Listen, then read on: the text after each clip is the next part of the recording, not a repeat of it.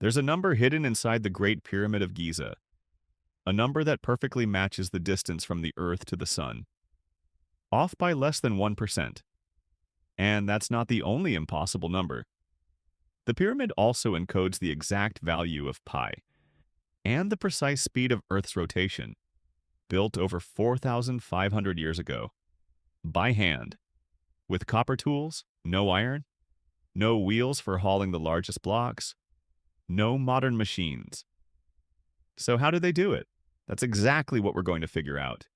Let's start with the basics. The Great Pyramid of Giza was built around 2560 BC for the pharaoh Khufu.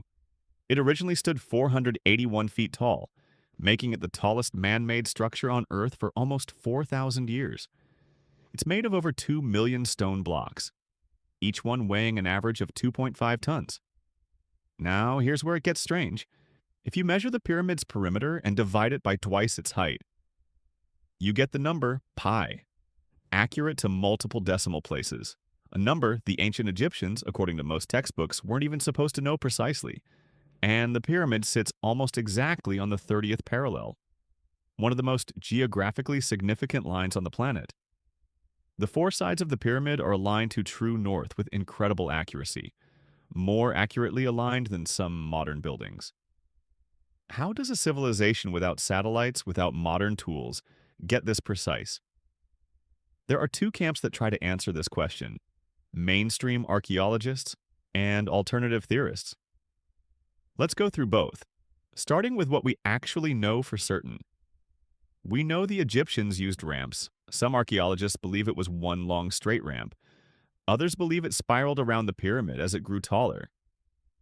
In 2018, archaeologists actually found a ramp system at a different ancient quarry, with wooden posts and ropes positioned to help haul blocks upward at a steep angle, which finally gave us physical proof for a theory people had guessed at for centuries. We also know they used water to help move the blocks. Wet sand creates less friction than dry sand. An Egyptian wall painting actually shows a person pouring water in front of a sled exactly like this. As for the workforce, we used to assume slaves built the pyramids, but evidence now points to something different: paid laborers. Archaeologists found a workers' village near the pyramids, with bakeries, breweries, medical facilities for treating injuries. This wasn't slave labor, this was a massive organized workforce with benefits. Likely seasonal farmers who worked on the pyramid during the Nile flood season, when their fields were underwater and they had nothing else to do. It was organized, paid, and seasonal, not the slave-driven myth most people believe. So if we understand the ramps, the water, the workforce, why does this still feel impossible? Because the precision is still hard to explain. The blocks fit together so tightly you can't even slide a piece of paper between them. Across 2 million blocks, consistently, and the internal chambers are cut from granite transported 500 miles down the Nile. Granite that's harder than the copper tools they had to cut it with. Some Egyptologists believe they used an abrasive technique with sand and harder stones to slowly grind it down, which would have taken an enormous amount of time and labor. But it's possible. Slow, difficult, but possible. What's harder to explain is the astronomical alignment. The pyramid's shafts point directly at specific stars that were significant to Egyptian religion.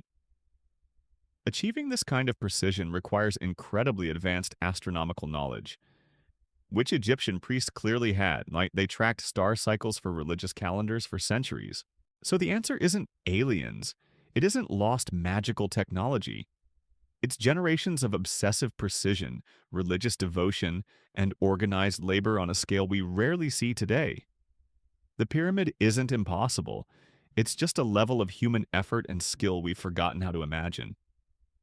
Every generation looks at the pyramid and assumes ancient people couldn't have done it alone. But maybe that says more about us than about them. We forget how capable humans are when given purpose, time, and enough hands. The Great Pyramid isn't a mystery that needs aliens to solve it. It's a monument to what people can build when they truly believe in something. If you want more ancient mysteries explained the real way, subscribe. Next week, we're going somewhere even stranger.